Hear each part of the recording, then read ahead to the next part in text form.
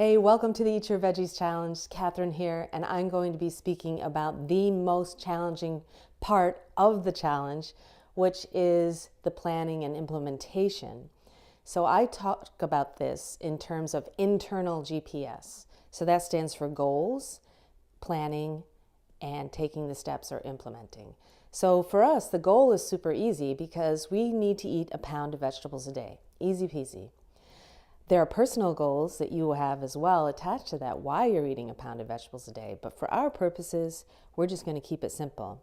Once you have that goal, it's like, oh my God, what do I do? How do I do it? And that's the planning and implementation. So we're going to go over both of those things right now. And the first thing that I want to talk to you about is just how many vegetables. I talked about that in one of the above lessons. But so you wouldn't have to buy a scale and weigh out every bite you were going to eat.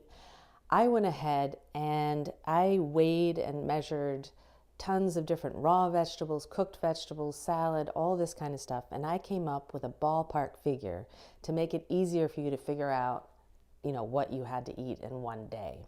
And that adds up to 2 cups greens and 3.5 cups of either cooked or raw vegetables. And if you do that, then you're right there in the ballpark. So now that we have that number, what you can do is think about, are you already eating about that much? Because if you are, then you can double that number. We're supposed to be getting 8 to 12 servings of vegetables a day, so that's a pretty high bar. If you're not eating any vegetables and all of this just seems like way too much, like no way am I going to eat that much, then start with maybe 2 cups a day. It doesn't really matter where you're starting from. The strategies that I'm going to give you are going to work for you. So let's start with the greens part of it, because that's often the most challenging. And a lot of times people don't know how to eat greens except in salads, and that can get pretty boring after a while. So the first thing that I do is I use pre-washed organic greens because a 10-ounce tub of greens like this has exactly 5 2-cup servings in it, enough for 1 2-cup serving per day of the challenge.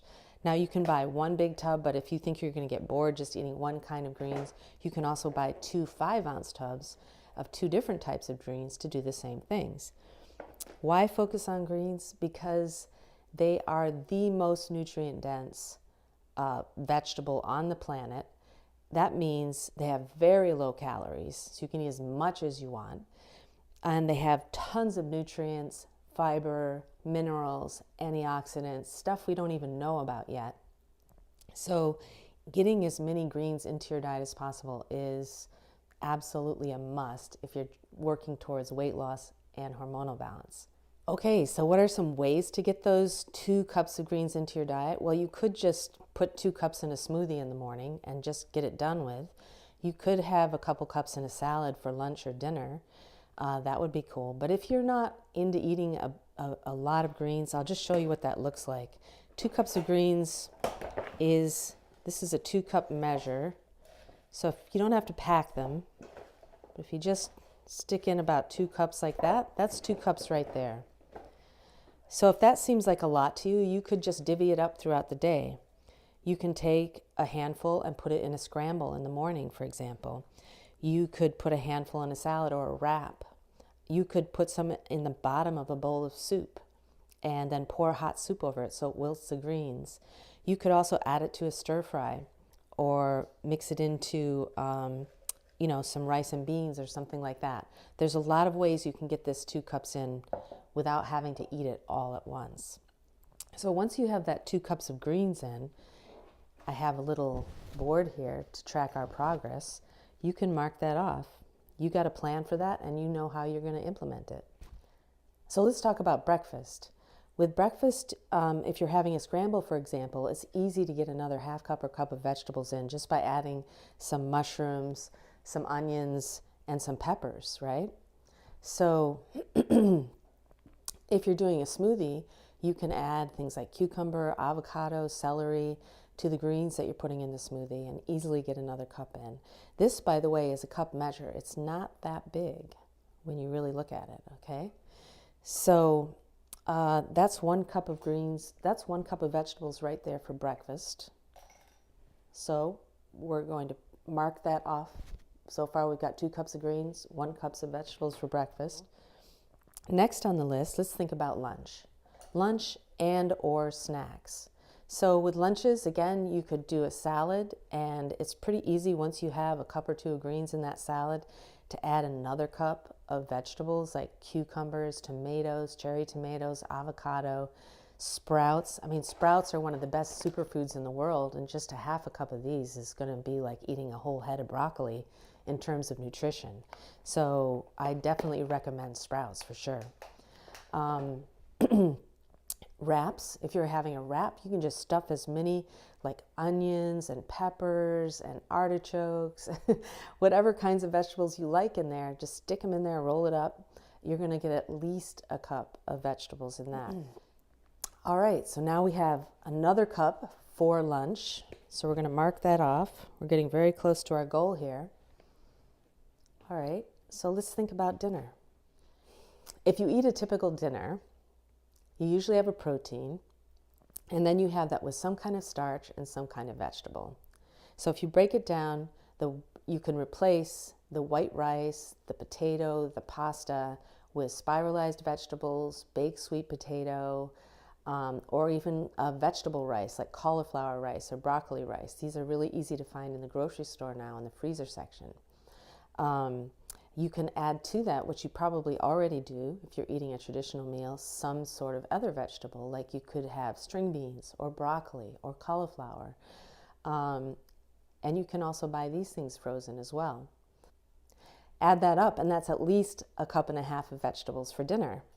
So that brings us to the total. 2 cups of greens at whatever meal you like or dispersed throughout the day. A cup of vegetables for breakfast. By the way, if you don't eat breakfast, you can add this to this meal. Just have a big salad. So we're getting at least a cup of vegetables at lunch. You can also catch up through some snacks during the day. We have a cup and a half of vegetables for dinner, which equals our 5.5 number that we're trying to hit for each day. That's your basic plan. I want to show you some shortcuts now, because not everyone likes to chop or wash and prepare vegetables. Even though it can be super simple, I realize not everybody's up for that, right? So first of all, you go in the grocery store and they have a ton of these little bags of like baby carrots, snap peas, snow peas, string beans. It's just endless. So you can get these and just make a little snack bag without ever having to chop a vegetable. All right, so that's exhibit number 1. The other thing is, I know that a lot of times you're probably going to be coming home from work, you're tired, you're exhausted, you don't know what to do, you just want to throw a piece of fish in a pan and have a side of vegetables with it. So there's a lot of things in the freezer section, like here's the cauliflower rice I was talking about. That you can saute, you can steam. A lot of these are in microwave friendly bags, but I would not cook them in the bag because of the chemicals that can get into the vegetable as a result. So I would take it out of the bag, put it in a glass bowl, and do the microwave on it. You can also just turn the oven right away, throw in some butternut squash, throw in some other vegetables that are already pre-prepared for you. This is butternut squash. These are mixed vegetables like sweet potato, cauliflower, and Brussels sprouts. These are just plain Brussels sprouts. You could just throw a big pan of these in the oven and then have the leftovers to throw into a salad or to heat up quickly for dinner the next night.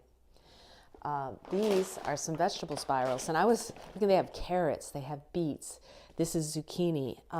One of the ways that I would use these is to take the individual packet and open it up and just drop it into the sauce itself, drop it into a bowl of hot soup. There's a lot of different ways that you can use these to up your veggie intake. And so I encourage you to look around and see what's available at your local grocery store and try to find those shortcuts that work for you. Vegetable eating should be appealing. It should be easy. It should be fun. And there's really no reason why we can't make this work given how many things we have at our disposal here. So The last thing I want to talk to you about is what do you put on the vegetables? And I don't really recommend a lot of the sauces you can buy in the store because they have a lot of soy oil and oil, really highly processed oils and sugar and just a bunch of stuff you don't normally want to eat. If you can find a healthy one, absolutely fantastic. Go for it. I choose to keep things a little bit simple. I love just having a wonderful extra virgin olive oil around. It's so nice on vegetables. You'd be amazed at how satisfying that is, just that, along with maybe a little salt and a little pepper. So olive oil, salt, and pepper, that's really simple. You can also get a little fancier and add a little bit of vinegar that has some herbs in it, or a little balsamic vinegar. The little white balsamic vinegar has a touch of sweetness to it just naturally, or you can use the darker balsamic vinegar as well. I also recommend, if you're cooking your vegetables, to cook them with a little coconut oil, because coconut oil is so good for your metabolism and for thyroid issues and things like that. A little bit goes a long way, but it's definitely a healthier plant-based form of saturated fat.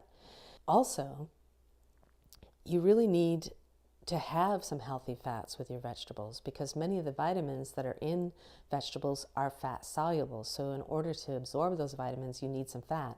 Sometimes you need a little acid as well, especially with greens, because if you want to get the iron is in those greens, you need a little bit of that acid or vitamin C, those kinds of things with the greens in order to absorb it. So if you have any questions at all about this, please put them in the comments below, but also share your experience. We really want everyone to weigh in. What works for you? What are some of the shortcuts that you use and that work for you in your busy life? You share all these things so we can all benefit. And I say thank you in advance for doing that.